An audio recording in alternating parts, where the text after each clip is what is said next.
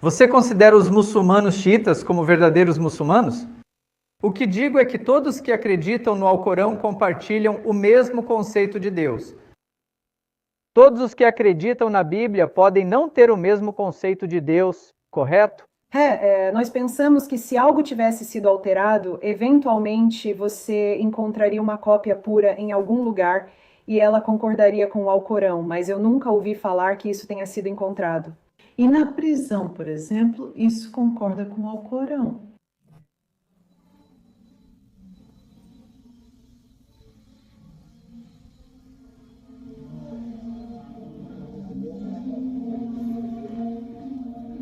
Bom te ver, Bob. Sabil Ahmed. Eu já te conheci antes, Sabil Ahmed. Sim, seu nome. Você estudava na Loyola? Eu costumava te levar, acho que te levei para minha aula na Loyola. Talvez uma vez. Algumas vezes, sim. Vocês podem entrar pela frente. Posso usar Etera? Bem na frente, só um instante. Vamos, Marcha. Como vocês estão? Ótimo, ótimo.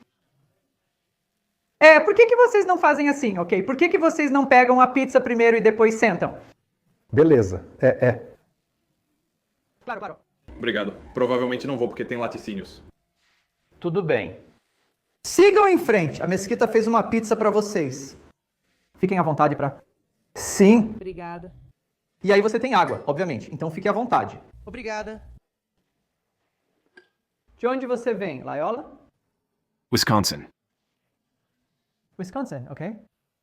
São cerca de 8 horas de carro. Você foi para noroeste daqui. 8 horas de viagem? Sim.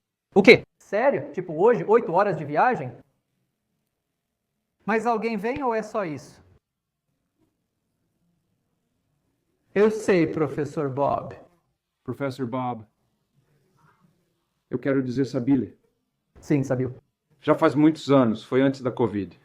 Convidei esse cara, esse bom homem, para a nossa aula na Loyola para explicar o Islã para as pessoas.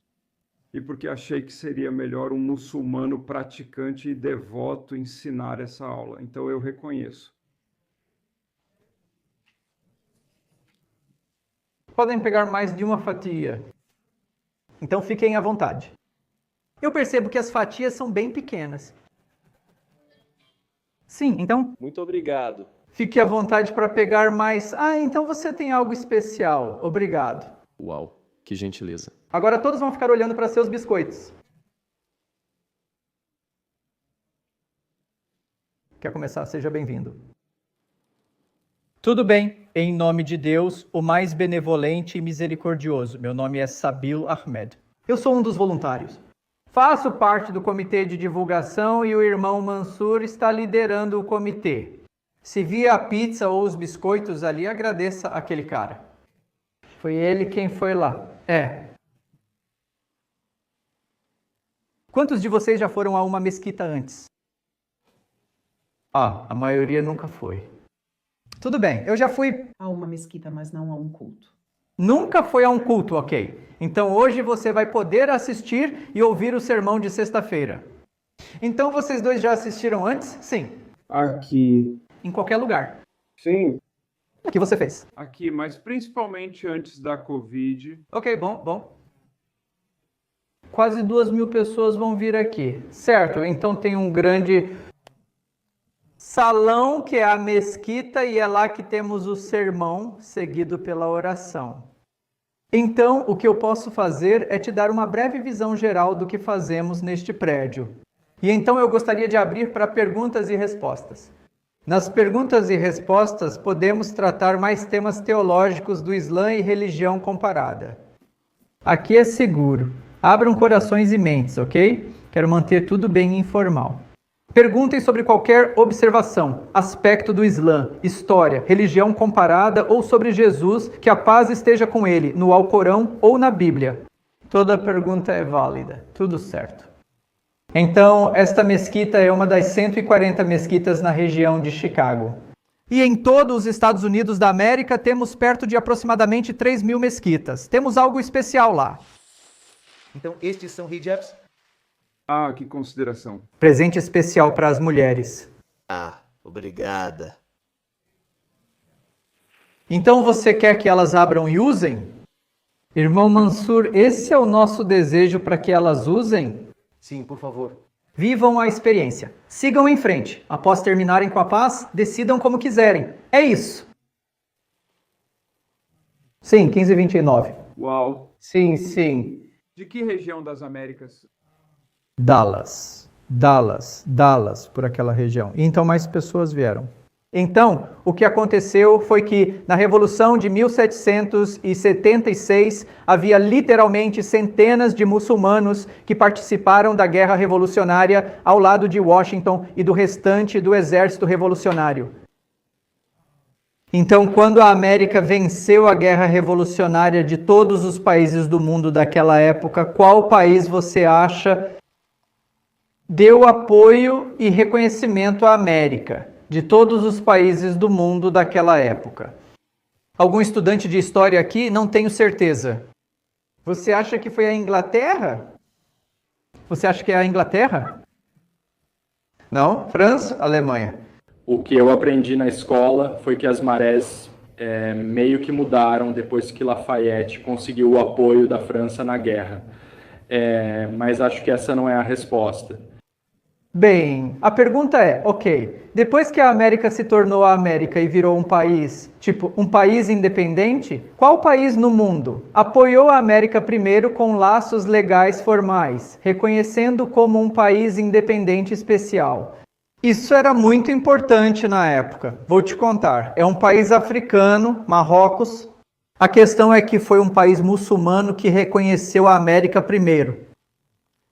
Depois veio a Holanda. Em seguida, uma região muçulmana, hoje parte da Índia, chamada Mysore. Dos 3 primeiros países que reconheceram os Estados Unidos da América na época, 2 eram muçulmanos. O que estou tentando dizer é que os muçulmanos fazem parte dos Estados Unidos desde quase 500 anos atrás. Esse é o ponto. Então, neste prédio, quando oramos, quantas vezes você acha que os muçulmanos oram por dia? Esse é um número específico. Isso mesmo, 5 vezes. 5 vezes por dia. O principal propósito deste prédio é que os muçulmanos venham aqui cumprir uma de suas obrigações, um dos 5 pilares, rezar as 5 orações. Além da oração, assim como igrejas e sinagogas possuem escola dominical e de fim de semana, também temos escola de fim de semana. Temos uma escola em período integral, mas devido ao zoneamento e outros fatores, não podemos acomodá-la aqui. Por isso, os muçulmanos da mesquita compraram 2 escolas integrais, uma em Modern Grove e outra em Skokie. Então, aproximadamente, vamos dizer, 20 minutos daqui. E essa escola é a 2ª maior de todos os Estados Unidos quando se trata de escolas islâmicas. Ela tem quase 1000 alunos. É uma escola islâmica integral. Também temos escola de domingo e sábado. Nós temos... O que é a mesa lá fora no saguão? Que serviço ela está oferecendo?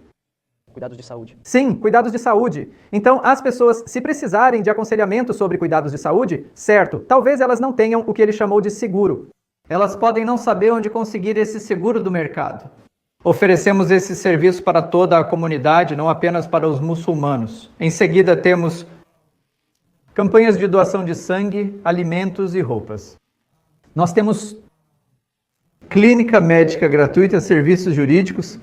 Temos cerca de 80 comitês nesta mesquita que atendem não só aos muçulmanos, mas à comunidade em geral, como orienta o Alcorão, capítulo 3, versículo 110. Louvando a comunidade, Deus diz que vocês se tornam dinâmicos, devendo promover o bem e proibir o mal. Ou seja, da própria humanidade. Então, tudo o que ajuda e beneficia a humanidade, os muçulmanos devem multiplicar, amplificar e devemos trabalhar com pessoas de bom coração para suprimir qualquer coisa errada que esteja acontecendo no mundo. Então, geralmente é isso que acontece nesse edifício dinâmico, chamado Centro Comunitário Muçulmano. Certo, esse foi um panorama geral, mas eu quero ouvir de vocês. Como podemos ajudar? O que querem saber sobre o prédio, teologia islâmica ou muçulmanos? Perguntem ou comentem à vontade. Qual é a diferença? Estamos na Avenida Devon e às vezes vejo, por exemplo, Mesquita Juma, outras vezes vejo escolas madraça. Como você distingue essas duas? As escolas madraças são mesquitas, se as pessoas rezam lá, ou é outra categoria?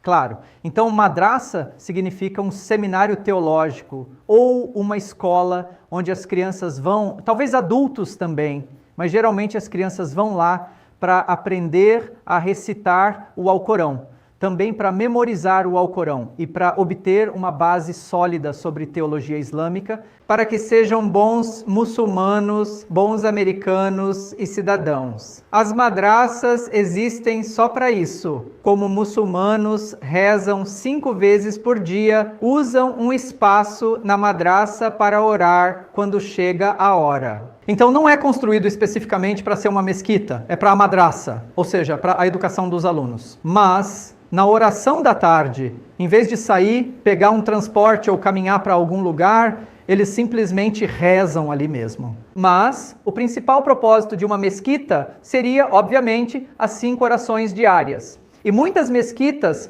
em Chicago e ao redor do mundo, eu diria, também tem madraças ao lado delas, como nesta escola, como nesta mesquita, neste prédio. À noite, as crianças vêm, elas vão para a escola em período integral de manhã, escolas públicas, e agora elas vêm, digamos, às 5, 6, 7 da noite. E aí tem 1 ou 2 horas de educação islâmica, recitação do Alcorão, memorização do Alcorão, talvez teologia islâmica. Então, sim, essa é a diferença.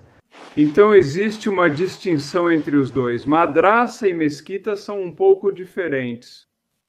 Bem, uma mesquita é um lugar de adoração. Uma madraça é um lugar de educação. Elas podem ser combinadas ou às vezes podem ser separadas dependendo do espaço. Mas mesmo que sejam separadas na madraça, ainda podem orar e transformá-la em algo como uma mesquita. E isso também vai cumprir um dos pilares do Islã, que é orar 5 vezes ao dia. E quantas mesquitas há em Chicago? Cerca de 140 e aumentando. Chicago e os subúrbios. Sim, Chicago e subúrbios juntos, isso. Vocês sabem, isso pode ser um fato incrível para vocês. Nos últimos 30 anos, 75% das mesquitas na região de Chicago ou nos Estados Unidos da América foram construídas nos últimos 30 anos.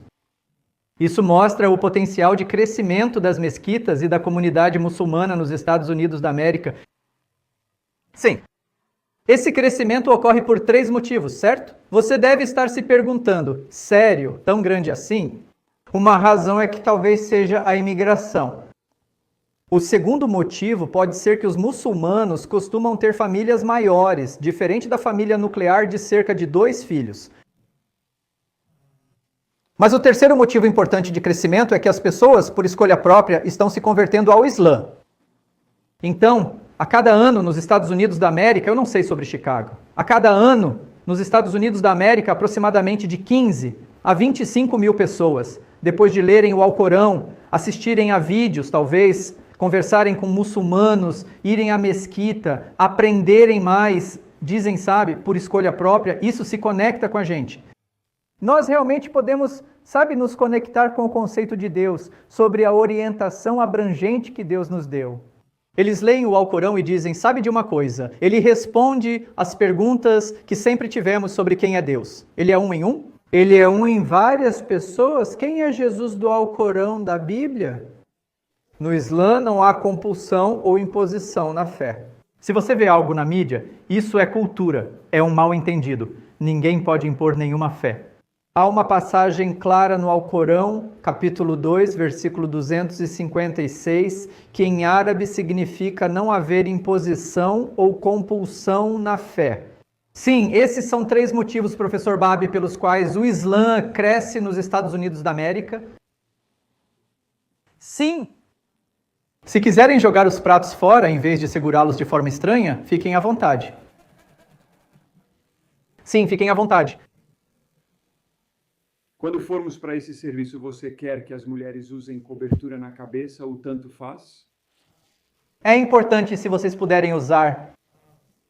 Tudo bem? Então isso é uma breve visão geral sobre oração, certo? Aproximadamente às 12h50 nós iremos para a área principal da mesquita. Você vai encontrar centenas de pessoas lá chegando uma a uma. Há uma separação entre homens e mulheres quando oramos. Então, senhoras, vocês serão levadas para o mezanino na área da varanda. Vamos providenciar uma irmã da mesquita para acompanhá-las até lá. Vocês ficarão na seção das mulheres. Os homens podem me seguir e ao irmão Mansur. Tudo bem? Então, assim que vocês... Depois nos encontramos aqui com as senhoras. Sim, sim. Então, quando você terminar, a gente só volta e se encontra aqui. E você pode ficar aqui o tempo que quiser, se tiver mais perguntas ou algo assim. Então, quando você tiver que ir embora, a gente sai daqui dessa sala juntos. Sim. Então, o que vai acontecer é que o sermão começa a 1h05 ou a 1? 1h05. O sermão começa a 1h05. Então, o khatib ou o imame? Imame significa o líder. Sabe, assim como pastor, padre, certo, rabino, nós chamamos a pessoa que lidera a oração e faz o sermão de imame ou khatib. Ele faria um sermão de cerca de 25 minutos, das 13h05 às 13h30. O sermão vai ter algumas recitações do Alcorão em árabe, muitas vezes eles também traduzem isso. Também avisamos o imame, temos um convidado especial hoje. Então, muito provavelmente, para acomodar todos vocês, eles também podem traduzir. E então eles fariam isso porque a maioria das pessoas fala inglês em comparação com árabe ou urdu. A mensagem principal do sermão será em inglês para facilitar o entendimento. Sim, e se vocês quiserem tirar fotos, gravar vídeos, documentar a experiência de vocês, podem fazer isso. Só deixem no silencioso. Só façam isso discretamente, tudo bem tirar fotos? Claro. Ok. Apenas coloque o telefone no silencioso porque não queremos que ele toque. Alguns toques vão tocar por algumas pessoas, mas não precisam agir agora. Só avisando, tudo bem? Sim. Então, o sermão e a oração só acontecem na sexta-feira durante a oração da tarde.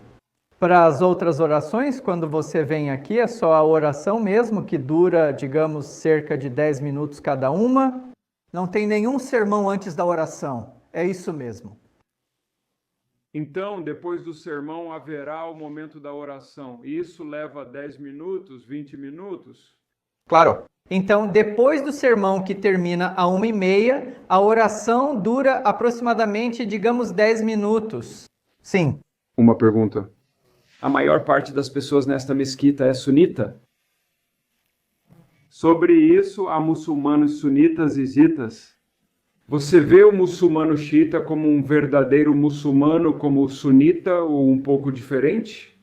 Ou é apenas uma maneira diferente de ser, como dois filhos do mesmo pai? Ou você vê um como mais verdadeiro e o outro como menos verdadeiro? Ok, ao responder essa pergunta, você quer me colocar em apuros? Não, estou só brincando. Nunca. Não, estou só brincando com você. Ok, então nós temos um Islã que foi dado pelo Criador. Islã significa submissão a Deus, seguir sua orientação e buscar ser a melhor pessoa, arrependendo-se dos pecados. Então esse é o Islã.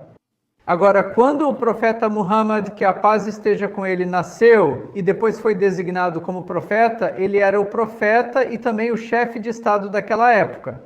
Após sua morte em 632, os muçulmanos precisaram nomear um novo chefe de estado, não um novo profeta, pois ele é considerado o último profeta. O Alcorão diz, no capítulo 33, versículo 40, que Muhammad, que a paz esteja com ele, é o selo dos profetas. Ele é o profeta final. Ok, tudo certo. Para nomear um novo chefe de estado, havia dois grupos. Um grupo maior queria nomear Abu Bakr, considerado o mais próximo e apto após o profeta. E ele também é sogro do profeta Muhammad, que a paz esteja com ele. Agora, um grupo menor queria nomear Ali, que era igualmente apto, igualmente qualificado. Ele era primo e genro do profeta Muhammad, que a paz esteja com ele. Então, o grupo maior, o seu representante, Abu Bakr, foi eleito como o primeiro califa, o primeiro chefe de estado, o primeiro sucessor. E o grupo menor, o seu representante, todos eles são muçulmanos, aliás, certo? Ali, ele foi eleito como o quarto na sucessão. Ele era igualmente qualificado, devo dizer isso, correto? Então, essa pequena divisão entre os dois grupos, ou entre o grupo muçulmano, não é baseada em teologia, é baseada em quem será o primeiro sucessor. Eu diria política comparada à teologia. Importante, Agora, às vezes, sabe, quando olhamos para os sunitas e os xiitas, é importante sabermos que esse rótulo não foi dado por Deus aos seguidores do Islã. Na verdade, sabe, professor Bab, no Alcorão, capítulo 22, versículo 78, o único rótulo que Deus deu aos seguidores do Islã é o rótulo de muçulmano. Muçulmano é quem se submete a Deus. O principal é isso. Sunitas e xiitas, todos somos muçulmanos. Nós não somos análogos às seitas cristãs. Importante. Aqui está o motivo. Todos vocês, a que denominação pertencem? Principalmente protestante. Ok, principalmente protestante, certo? Tudo bem. Então, se você olhar para os protestantes, os católicos, os ortodoxos, orientais, as testemunhas de Jeová, os mormons, não há uma consistência quando se trata do conceito de Deus entre os que acreditam na Bíblia. Porque as testemunhas de Jeová não consideram Jesus como divino, ou como Deus, ou como o Criador. Mas vocês consideram. Correto? A segunda parte disso está correta. Testemunha de Jeová não iria... Eles seriam uma seita do cristianismo, mas não realmente cristãos, porque negaram os ensinamentos tradicionais. Tecnicamente, eles estariam fora da igreja. O que quero dizer é que todos os crentes no Alcorão compartilham o mesmo conceito de Deus. Todos os crentes na Bíblia, eles podem não ter o mesmo conceito de Deus. Correto? Então, os muçulmanos são unidos pelo nosso conceito de Deus, que Deus é único, Ele é eterno. Ele é amoroso, perdoador, independente e criador todo-poderoso. Todos os muçulmanos concordamos com isso. A segunda coisa isso é realmente importante. Muitas das principais seitas cristãs têm versões diferentes da Bíblia.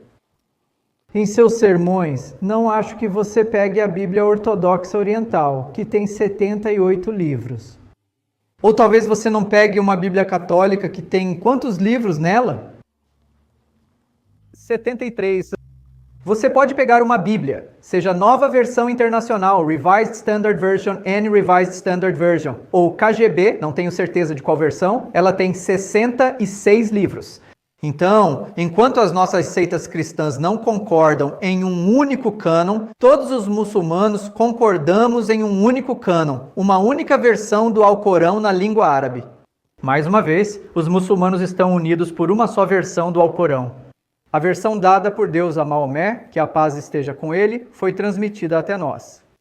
Enquanto isso, eu já estive em muitas igrejas. Cada igreja tem um sermão, uma missa de um jeito diferente. Igreja católica, certo? Ortodoxa, oriental, siríaca, copta, protestante, metodista, luterana, vários ramos diferentes. Vocês têm missas de formas diferentes. Se você for a qualquer mesquita ao redor do mundo, por exemplo, se você fizer uma viagem na próxima semana para a China, ok, por exemplo, se você for a uma mesquita em Pequim, a forma como oramos aqui, eles vão orar da mesma maneira lá. Consistência, unidade, voltados para a mesma direção, tendo as mesmas posturas. Sim, então o que estou tentando dizer, professor Bab, é que sim, existem rótulos de grupos dentro dos muçulmanos, mas todos os muçulmanos, desde que sigamos as 6 crenças principais e os 5 pilares, chamamos essa pessoa não de sunita ou xiita, mas de muçulmano. Sim, sim. Antes do Alcorão, como isso era? Como era antes de 610 depois de Cristo? Sim. Como isso era? Como era o mundo e o que as pessoas faziam? Sim, tipo como eram as pessoas e como isso se traduz na teologia muçulmana hoje. Claro, tudo bem. Então é importante, apesar do fato de que nas escolas e faculdades e nos livros didáticos, eles possam apresentar o Islã como uma fé do século VII fundada por Muhammad, que a paz esteja com ele. Isso não é verdade. A teologia islâmica é assim. Veja Deus, quando criou o primeiro ser humano, Deus não privou Adão e Eva da orientação de Deus. Desde o início, Deus apresentou o Islã a Adão e Eva. Islã significa submissão a Deus. Que Adão e Eva receberam esse mandamento importante de Deus. Adão e não Eva, pois ele é o primeiro profeta no Islã. Que diga à sua descendência para não adorar humanos, ídolos, animais ou criações, mas apenas a um só Deus. Então essa submissão a um só Deus é o Islã. Então, dentre os humanos, Deus escolheu muitos profetas, muitos mensageiros e reintroduziu o mesmo conceito de que a humanidade não deve adorar a criação, mas sim adorar o Criador. Então, sempre que as pessoas se afastavam desse monoteísmo absoluto da orientação de Deus e criavam suas próprias crenças. Algumas pessoas passaram a adorar ídolos, originando o hinduísmo, criado por humanos e não dado por Deus. Algumas pessoas começaram a adorar o sol e a lua. Foi assim que o ateísmo começou, não o ateísmo, o ateísmo. Algumas pessoas mantiveram alguns rituais, mas tiraram Deus da equação. O budismo foi iniciado por seres humanos. E então dizemos que algumas pessoas começaram a elevar um homem chamado Jesus, que a paz esteja com ele, acima de um ser humano, tornando-o filho de Deus e divino. É assim que dizemos que o cristianismo foi iniciado, muitos séculos depois. Então Deus quer introduzir o monoteísmo em cada geração para todos os povos. Então foi assim que ele designou mensageiros e profetas para trazer as pessoas de volta àquela única fé, o monoteísmo. Nesse sentido, o Alcorão foi revelado. Então qual era a situação no ano 610? As pessoas estavam se desviando da fé do Islã, do monoteísmo. Alguns adoravam ídolos, outros a Jesus. E em outros lugares corromperam as escrituras dadas. As pessoas viviam numa era das trevas, sem direção. É como se, por exemplo, a bateria do seu celular acabasse e você ficasse preso no meio de uma rodovia sem saber a direção. Para onde devo ir? Não há ninguém para perguntar. Você está preso. Essa era a situação da humanidade. E então Deus deu o Alcorão como o testamento final para toda a humanidade, junto com um modelo a ser seguido, o profeta Muhammad, que a paz esteja com ele. Então essa era uma situação rápida do mundo, não apenas da Arábia no século VI. Então, quanto a Torá se traduz para a teologia muçulmana atualmente? Porque mesmo nos ensinamentos, eles falam sobre todas as formas que Deus tentou estar com seu povo e proveu para seu povo. Como isso se aplica atualmente na sua visão? Muito bom. Então, qual é a conexão entre a Torá, os muçulmanos e o Alcorão? Então, o que dizemos é que Deus também enviou escrituras no passado. A revelação foi dada a Abraão, Moisés, Davi e Jesus. Mas essas revelações eram como guias de estudo. Elas eram apenas para pessoas específicas e para um tempo específico. Elas não foram feitas para todos os tempos e para todas as pessoas. Então, mais tarde, as pessoas começaram a corromper, alterar, revisar e mudar essas escrituras. Então, o que temos hoje no Antigo Testamento, os primeiros 5 livros, nós não dizemos que é 100% a Torá dada a Moisés. É uma forma alterada. O mesmo acontece com o livro dado a Davi e Abraão.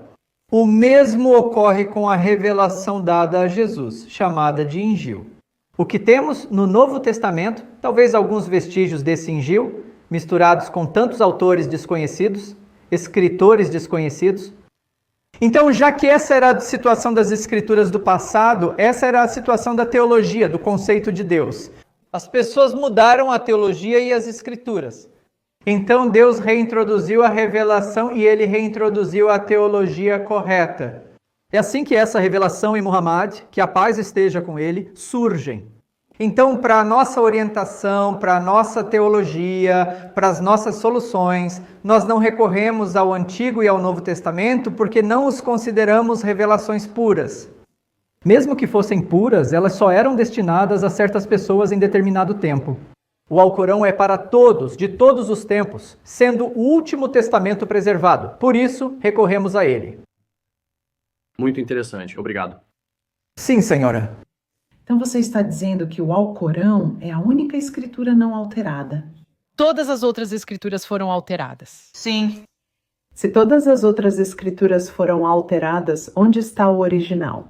Eu pensaria que, se algo tivesse sido alterado, eventualmente você encontraria uma cópia pura em algum lugar e ela concordaria com o Alcorão. Mas eu nunca ouvi falar que isso foi encontrado. E no Gil, por exemplo, que concorda com o Alcorão. Nós temos centenas, provavelmente milhares de cópias e fragmentos. Sim, na verdade são 25 mil. Nenhum deles está em concordância com o Alcorão. Eu pensaria que em algum lugar encontraria a cópia pura. Claro, claro. Então, há duas perguntas no seu comentário ou observação, certo?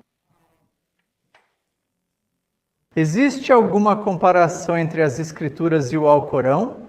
E qual é a evidência de que elas foram alteradas? Porque para que algo seja alterado, você precisa ter o original e, então, o alterado seria algo diferente do original. Certo? Então, qual que é a evidência de que este não é o original? Bem, quero dizer, se você olhar para os 25.000 manuscritos do Novo Testamento e os 5.800 manuscritos do Novo Testamento em grego, é importante sabermos que nenhum deles é igual ao outro. Certo, aqui está. Jesus, que a paz esteja com ele. Ele partiu por volta do ano 33 depois de Cristo, aproximadamente com uma diferença de 1 ou 2 anos para mais ou para menos. Agora, os primeiros evangelhos, eles foram escritos Marcos, o primeiro deles entre 65 e 70 depois de Cristo. Depois vieram Lucas e Mateus, por volta do ano 80 ou 85, e João entre 95 e 100 depois de Cristo.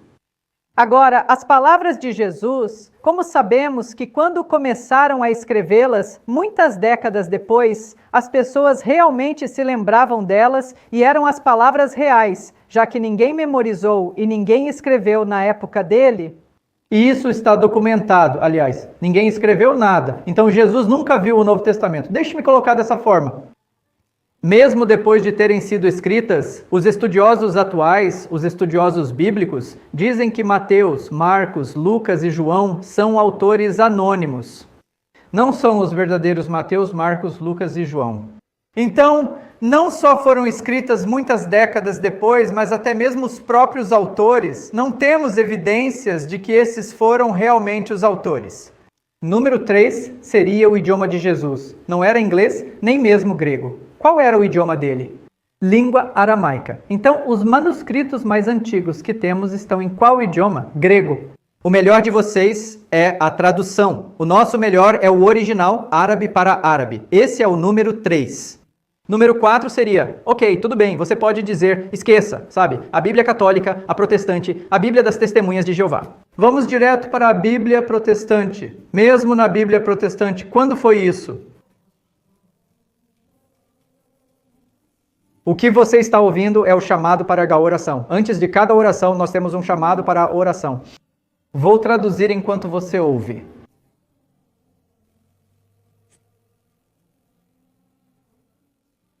Alá é o maior, Alá é o maior.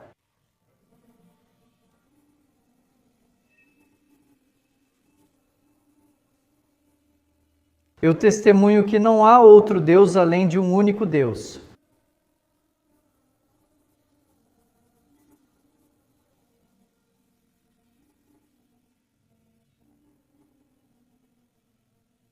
Eles repetem isso 2 vezes. Testemunho que só há um Deus, Alá.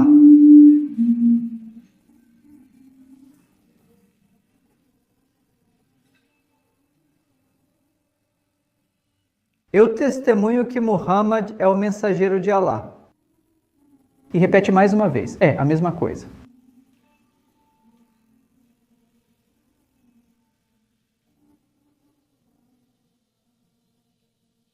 Testemunho que Muhammad é o mensageiro de Deus.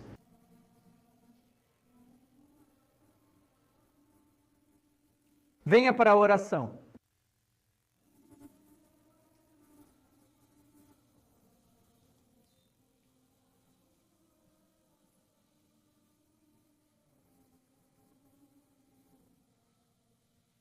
Venha para a oração.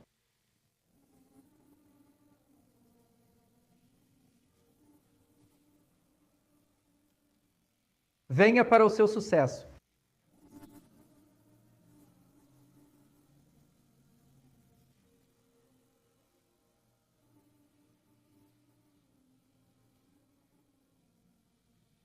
Venha para o seu sucesso.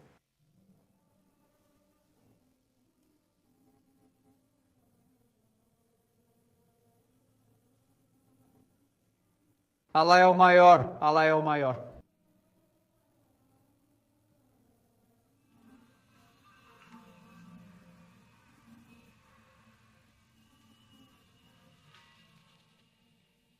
Não há outro Deus além de um só Deus, Alá.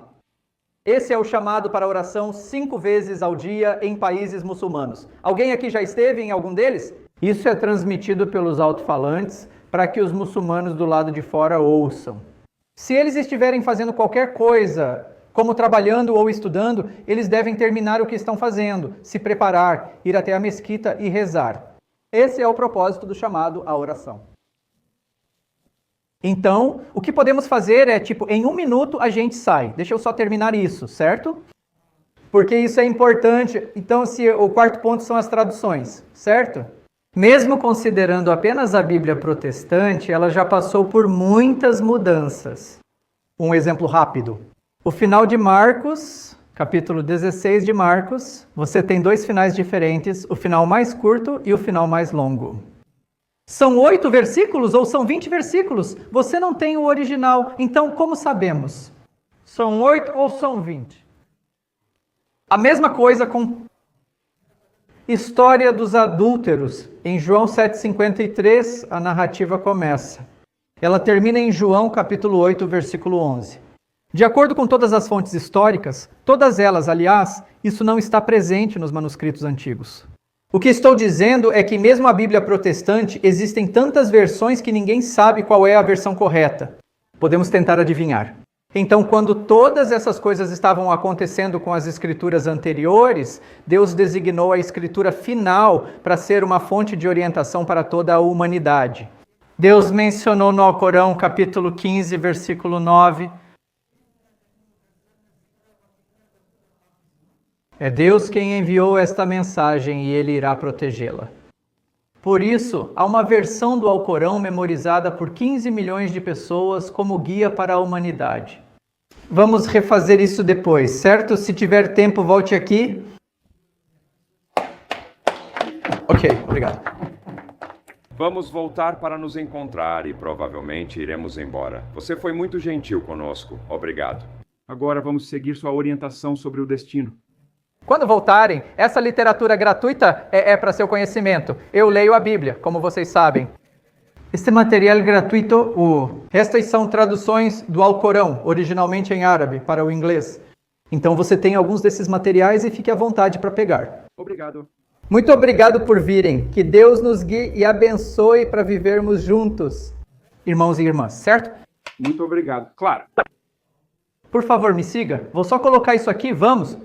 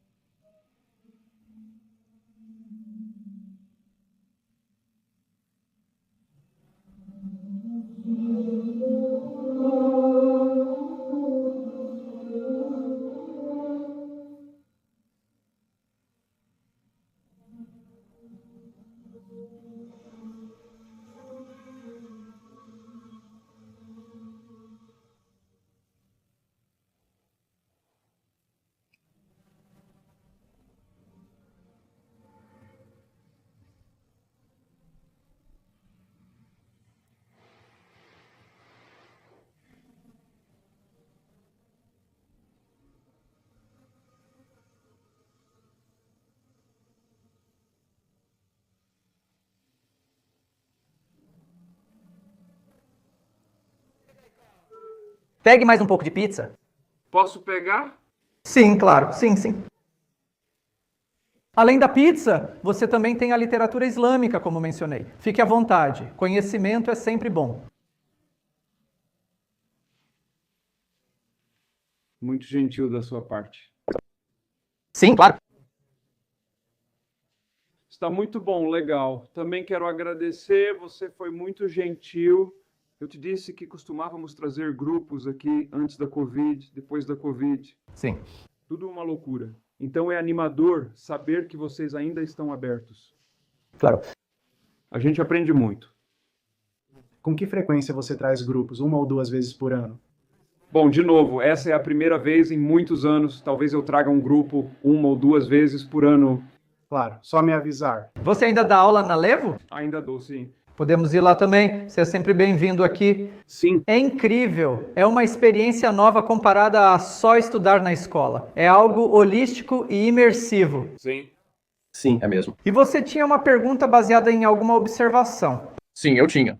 Então você mencionou especialmente a oração de sexta-feira à tarde, como se essa fosse a oração que é obrigatória.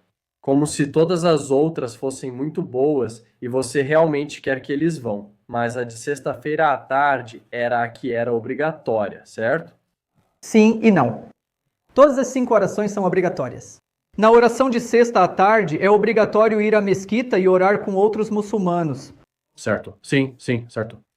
E eu fiquei curioso porque durante todo o serviço vi pessoas chegando em momentos diferentes, até mesmo perto do final. Isso é aceitável ou não é muito aceitável? Mesmo que eles estejam atrasados? Eles estão atrasados. Você já disse para eles pararem de se atrasar? Eu sei, deveria ter chamada, né? É. Certo. Então, tecnicamente, ouvir o sermão de sexta-feira é muito importante, altamente recomendado. Mas pode acontecer que as pessoas só consigam meia hora de intervalo, na hora do almoço. E pode ser que elas não consigam ficar durante todo o tempo, digamos 1 hora. E talvez precisem dirigir, precisam encontrar estacionamento. Então pode não ser sempre prático para todo mundo chegar exatamente a 1h05.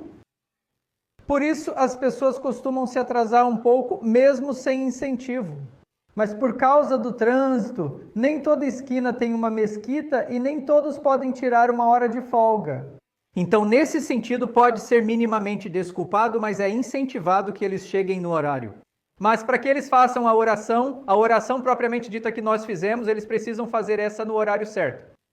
De vez em quando, se uma pessoa chegar atrasada, ela precisa se levantar e completar aquela parte da oração que perdeu. Sim. Sim. As senhoras notaram algo lá em cima? Quais comentários vocês têm ao ouvir o sermão e, de modo geral, a parte da oração? Sim. É diferente em comparação com as orações nas igrejas protestantes, suas missas, seus sermões, em relação ao que ela ouviu, ao que vocês viram sobre a forma como oramos? Vamos ouvir. Muitos cristãos gostam de criar músicas e depois compartilhar isso na igreja. E também temos músicas mais modernas que tocamos durante nossos cultos. Adoração. Entendi. Teremos músicas feitas há 2 ou 5 anos como adoração. Ok. Normalmente são baseadas em adoração. Estou supondo que vocês provavelmente não têm isso, né? Aqui não temos isso. Como viu, sem música, piano ou músicas modernas, só canções antigas. Ao orarmos, nós muçulmanos seguimos o modo como o profeta Muhammad, que a paz esteja com ele, orava. Então, obviamente, o Alcorão é a palavra de Deus. Outra fonte de orientação para os muçulmanos é como Muhammad, que a paz esteja com ele, aplicou o Alcorão em sua vida e na humanidade, inclusive na oração. Ele orava do mesmo jeito que você nos viu orar. E da mesma forma, se você olhar para os profetas anteriores, eles costumavam orar de maneira semelhante. Assim como você nos viu orar, os profetas anteriores também oravam de forma parecida. Por exemplo, antes de começar a oração, nós muçulmanos devemos lavar as partes expostas do corpo. Queremos estar limpos física e espiritualmente. Nossos corações e mentes devem estar limpos, pois vamos diante de Deus em oração. Então, os profetas do passado também costumavam se lavar. Por exemplo, está escrito no livro de Números que Moisés, Arão e suas famílias costumavam se lavar e então se aproximavam e faziam a oração. Ficar em pé, virar-se, inclinar-se e prostrar-se. Todos os profetas do passado também costumavam orar dessa maneira. Por exemplo, Abraão. Gênesis 17:3, ao receber uma boa notícia, ele se prostrou no chão, como você viu os muçulmanos fazerem. E então ele começou a te agradecer e orar a Deus. Nós, muçulmanos, oramos assim porque seguimos Abraão. Quando se trata de Jesus, que consideramos um homem, um profeta, um dos elos da cadeia de profetas, dizemos que ele também costumava orar de forma semelhante. Exemplo, esta é uma pergunta de quiz para você. Quando as pessoas estavam vindo atrás dele para capturá-lo e talvez matá-lo, ele escapou para um jardim chamado Jardim da Vigília. Uau, muito bom. Vocês sabiam? Ele foi ao Jardim de Getsêmani. Estive lá em 2017. Eu fui lá com meus irmãos e com parte do grupo do passeio. Então eu fui exatamente para o mesmo jardim. Então está escrito em Mateus capítulo 26, versículo 39, que ele foi até lá e suplicou. Orou a Deus dizendo: ó Deus, afasta de mim este cálice da morte. Não a minha vontade, mas a tua vontade. Quando ele estava orando, o que ele estava fazendo? Ele não estava em pé na cadeira ou no banco. Ele se prostrava orando a Deus. Nós, muçulmanos, afirmamos seguir Jesus. O que estou tentando dizer é o seguinte: todos os profetas de Deus costumavam orar da mesma forma que nós oramos. Nenhum deles costumava ter música moderna ou música antiga. Então, como as pessoas se afastaram das tradições, Deus reintroduziu os rituais e a teologia, incluindo a oração. A oração que fazemos, se qualquer profeta, como Jesus, Moisés ou Abraão, entrasse aqui, diriam: sabe de uma coisa? Uau, os muçulmanos oram hoje como nós fazíamos antigamente. Compare. Suponha que eles fossem a uma igreja, certo? Se vissem música moderna, antiga, pianos e concertos, perguntariam: o que estão fazendo?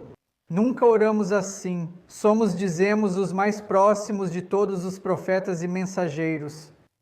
Sim. Vocês foram muito gentis. Precisamos seguir em frente. Claro. Agradeço muito a vocês. Preciso chamar... Venha morar aqui, saia de Wisconsin. É longe, mas moro aqui e queremos trazer mais grupos. Obrigado pela hospitalidade. Você pode dar um breve depoimento, talvez, sobre o que aprendeu hoje? Sabe, nos assistindo orar aqui. Pizza. Pizza é sempre boa, né? Um depoimento rápido seria muito bom para a gente, porque queremos alcançar mais grupos e também queremos nos aproximar de mais igrejas. E sabe, hoje não tivemos tempo de falar sobre muitas coisas em comum que temos. Talvez na parte 2 a gente consiga, pelo menos sobre a sua experiência. Como vocês se sentiram? Só um depoimento rápido.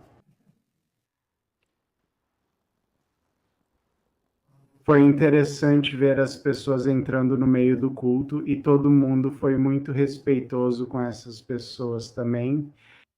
Eu realmente não vi ninguém me olhando feio também. Então, isso foi algo que eu realmente agradeci.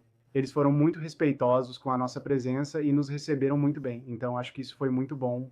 Sim, foi uma boa experiência. Muito boa, sim. Sim, eu também gostei de tudo isso. Mas eu também aprecio muito o olhar histórico sobre de onde vem a fé muçulmana. E é muito... Foi informativo e gostei muito. Obrigado. De nada. Volte sempre. Sim, senhor. Sim. Eu só agradeço por conversar com você e ouvir as perguntas do Bob sobre como o Alcorão, ou como vocês acreditam que o Alcorão é uma extensão ou quase um reinício do que Deus tem feito ao longo de toda a história. Então eu agradeço por isso. É a Bíblia 2.0. Sim. Acho que eu gostei da reverência que eu vi ao longo de todo o serviço. Muito bom. Eu gostei das mensagens, dos sermões. E enquanto eu ouvia as mensagens como cristã, vários versículos bíblicos vinham à minha mente que falavam sobre esse assunto. Foi muito poderoso, porque, por exemplo, a Bíblia diz que o contentamento com piedade é um grande ganho.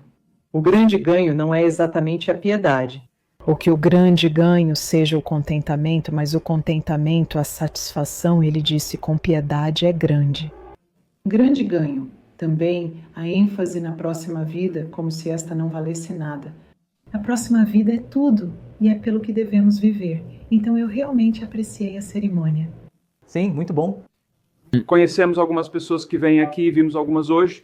Ah, você viu? Ah, sim. Nós trabalhamos com amigos muçulmanos o tempo todo.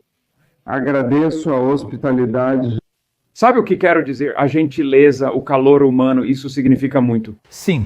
Eu te encorajaria, estou ocupado, cara, você está ocupado também, mas se juntem algum dia com menos gente só para aprimorar sua apresentação. Algumas das afirmações sobre as Escrituras e a Bíblia talvez estejam um pouco imprecisas. Então, entender isso ajudaria no que você está fazendo. Claro, claro. Mas eu só agradeço a hospitalidade. Muito bom. Sim, você sabe, né? O tempo não permitiu, obviamente, que a gente se aprofundasse em alguns dos temas. Estamos aqui, inshallah, se Deus quiser. Claro, volte quando quiser ou nos convide. Sim, irmã. Sim, é como os outros disseram. Eu simplesmente amo como todos são tão respeitosos, a reverência deles e até mesmo a postura corporal e tudo mais. É simplesmente muito, muito incrível.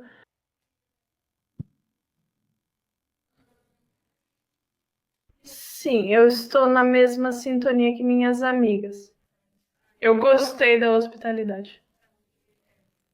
Sim, acho que é meio parecido com o que as outras pessoas estavam dizendo. Eu gostei muito da reverência e da estrutura e de como o ritmo das coisas acontecia. E uma coisa que eu também reparei foi a diversidade, né? Tinha pessoas de várias idades, várias etnias estavam na sala, o que também é interessante. Sim. Então havia cerca de 50 muçulmanos de diferentes culturas e nacionalidades. Eles vêm aqui, obviamente, como muçulmanos. E isso também é uma das formas como o Islã unifica diferentes pessoas de diferentes raças e gêneros, sabe? Origens, eu diria. Então, novamente, em nome da Mesquita, dos muçulmanos e do Centro de Divulgação, queremos dar a vocês uma grande salva de palmas por terem vindo até aqui, certo? Muito obrigado. Sim, claro. Vindo de outro estado e chegando aqui, sabe, você pode ir ao ChatGPT e aprender sobre o Islã. Ok, tecnicamente, mas vir aqui mostra a sua dedicação, sua sinceridade, você está investindo seu tempo.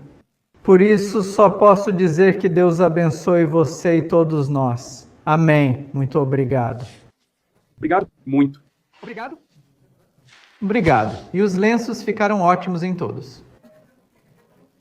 Sim, os lenços que ficam bem em vocês.